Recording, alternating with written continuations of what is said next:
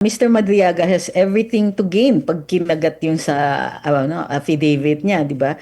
Posibleng gagawin siya not just as a witness against VP Sara in impeachment proceedings, but in other proceedings as well. Considering na yung mga tao sa likod nito ay posible rin magdala ng impormasyon na yan sa ICC, to a criminal investigation, yung mga ganyan. So Mr. Madriaga has everything to gain. Pwede siya mag-negotiate ng kanyang pagkakalaya. Tama po kayo doon. Or other benefits. Pag nakakulong, nakaihiwalay siya from the general population and so on. So maraming pwedeng benepisyo sa kanya. At puro kasiraan lang on the part of VP Sara because as we know, yung mga sinasabi ni Mr. Madriaga ay kinakapitan din ng mga troll farms. Kumbaga, to keep reiterating it, kahit na-debunk na at lahat, uulitin lang yan ng uulitin with the end in view na ipababa ang kanyang ratings for 2028.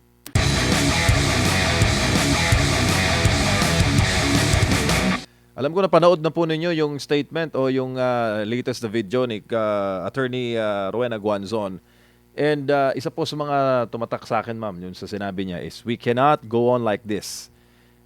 Sa larangan po ng messaging, ma'am, yung bang ganoon na uri ng pagpapahayag ng sentimiento sa karamihan o sa majority ng sa global audience, nakakarating po ba yon sa mga Filipino audience natin, ma'am? Lalo pat matindi yung kanyang mga sinabi at mga binitawan sa kanyang latest po na pahayag. Nakakarating. Hindi lang natin i-expect parate the same kind of reaction. Sa totoo lang, ang tingin ko, isang strategiya ng gobyerno is bugbugin ng publiko. Kumbaga, itong paglabas ng fact after fact or information after information o yung mga media operations that are being conducted left and right, ang purpose niyan is to overload the public. So when somebody comes along with truths katulad ng ginagawa ni Attorney Bing Guanzon, no, sometimes yung publiko, the timing might be yung publiko pagod na, jaded na, cynical na, naririnig nila, ina-acknowledge nila, pero minsan yung reaction is ano na next, anong gagawin natin, or kung wala tayong magawa, sige, kumbaga file that away for future reference, and the future reference is 2028. So sometimes the public really gets tired, kinuyog ng impormasyon. And that is actually one kind of strategy. And it's possible na ginagawa yan ng ating ng administrasyon ngayon. Na they don't care.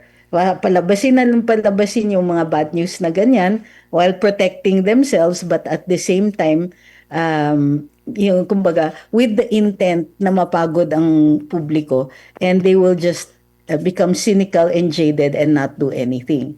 So timing is also something very, very important.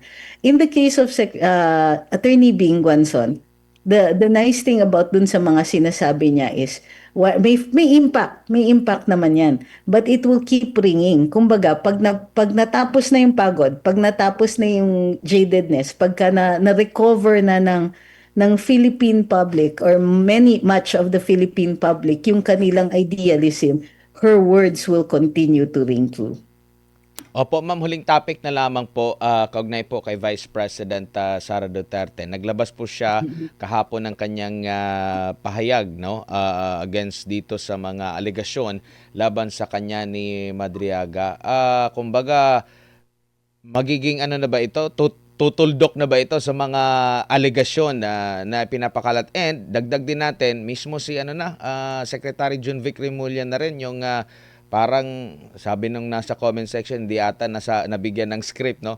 Nung binanggit niya na hindi dumalaw si Vice President Sara Duterte kay Madriaga sa BJMP. Ano po masasabi niyo, ma'am? Ang isang nabasa ko is hindi siya dumalaw, hindi siya dumalaw kay Mr. Madriaga, no? And in-identify pa nga ni Sec. John Vic, kung di ako nagkakamali, si former Congressman Arnie Teves, Teves, opo. ang dinalaw ni Vice President.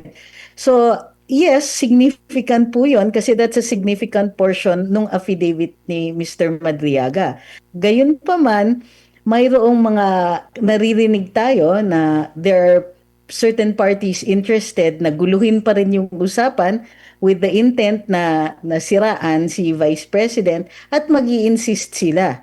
So, ito yung isang strategy of confusion para ma-confuse yung mga tao na may salusalungat na impormasyon. Ngayon pa man significant yung sinabi ni Secretary John Vic at kakapitan niya ng maraming tao. So, let's see in the coming days kung ano rin ang magiging retort or backlash dun sa panig na sumusuporta kay Mr. Madriaga. Opo. I expect that there will be more confusing statements to come. Opo, at ang sabi ni VP Sara na yung ginagawa po ni Madriaga ay parang desperado na para makaalis, makalaya dyan sa para magpagamit siya against sa kanya, lalo na para yung kanyang possible na kandidatura sa 2028 presidential elections po, attorney. Oh, maliwanag yun. Mr. Madriaga has everything to gain pag kinagat yung sa affidavit niya, di ba? Posibleng gagawin siya not just as a witness against VP Sara in impeachment proceedings, but in other proceedings as well.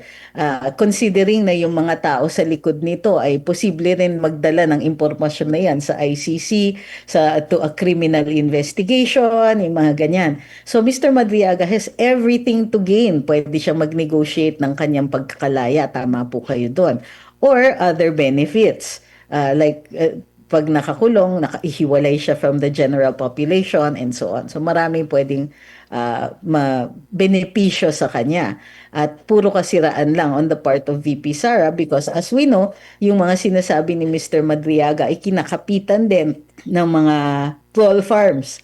Kumbaga, to keep reiterating it, kahit na-debunk na at lahat, uulitin yan ng uulitin with the end in view na ipababa ang kanyang ratings for 2020. Sabi naman ni Congressman Pulong Duterte, nakakatawa pero nakakainsulto, no? Anyay hypocrisy dahil nga itong kay Vice President Sara Duterte, panay yung banat sa kanya, wala pang ang desisyon. Hindi nga malinaw yung mga kaso sa kanya kasi kinasuhan siya sa ombudsman. Sinasabi naman na hindi saklaw siya ng ombudsman. Tapos itong kanyang impeachment, February pa, pwedeng maghain. Compare daw doon sa pagkaka-convict nga, no? At pinagtibay pa ng Court of Appeals laban doon sa dating mambabata, si Franz Castro, sa Turo Campo at iba pa. Pero parang si BP Sara pa rin yung topic, pero yung mga guilty, parang yung treatment ngayon hindi pwedeng mailihis sa issue at talagang kasalanan ng mga Duterte. Ito rin yung sabi ni dahil Duterte po yung na-involve at laging binabanggit na may kasalanan po, attorney. Ay, totoo po yan. At pag titingnan nyo rin po yung mga official reactions, malaking bagay para sa administrasyon na ito ang issue ng fake news. Pero yung lumalaganap ng mga fake news tungkol kay Vice President Inday Sara ay hindi naman nila tinutukoy, hindi naman nila dinidefend si VP, hindi naman nila inilalabas ang impormasyon na tutugis doon sa mga troll farms at fake news na pinapalaganap against the Vice President. Ano yung mga sinasabi, di ba? For instance, yung amount pa lang, 165 million na nilustay na 11 days ginamit, 11 days lang na ginasta. Hindi binabanggit, walang nagsasabing, fake news kayo, trolls. Fake news yung sinasabi ninyo na nilustay yan. Fake news lahat yan because right now, the Commission on Audit has not issued a directive or a decision doon sa next pag-provide ni VP Inday ng OVP ng additional documents doon sa mga disallowances. And take note, it is not 165 million na dinisallow.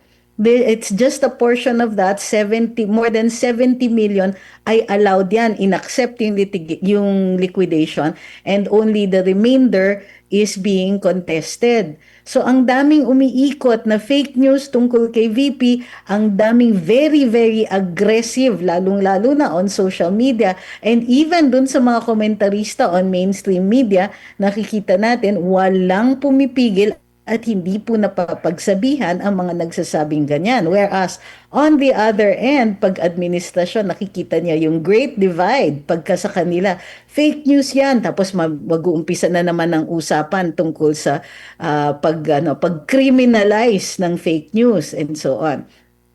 It's grossly unfair, nakikita natin, but also part of the political strategy. Ang nakakalungkot lang o nakakainis at nakakagalit ay masyadong involved ang administrasyon sa pagpapalaganap nito by sheer negligence, by sheer passivity. Na when it is the Vice President, okay lang. Pero pag sa kanila, laban, fight against fake news. Ay nako, halata na masyado.